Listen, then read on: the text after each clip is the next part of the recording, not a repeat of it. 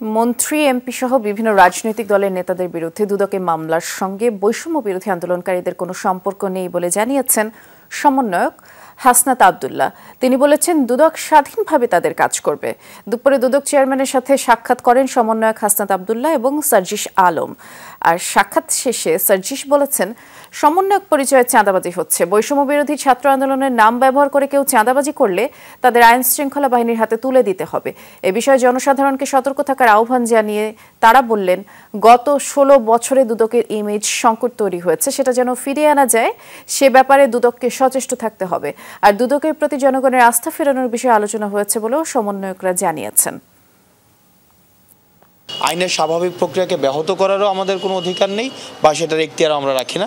এই বিষয়টিকে আমরা স্পষ্ট করতে এসেছি। যদি আমাদের পরিচয় কেউ ব্যবহার করে কোনো ধরনের অনৈতিক সুবিধা নিতে আসে বা বিশেষ কোনো সুবিধা যদি কেউ নিতে আসে, তাহলে যেন তাকে আইনে সোপর্দ করে দেওয়া হয়। আমরা তো জানি যারা এই কাজগুলো করছে তাদের ভিন্ন অবশ্যই উদ্দেশ্য রয়েছে এবং আসলে তারা অবশ্যই চাঁদাবাজ, এটাই তাদের সবচেয়ে বড় পরিচয়। সো আমরা এই জিনিসটা স্পষ্ট করতে এসেছিলাম যে আমরা আমাদের জায়গা থেকে কখনো কারোর জন্য সুপারিশ করব না। সুপারিশ করার জন্য এত বড় গণ অভ্যুত্থান হয়নি।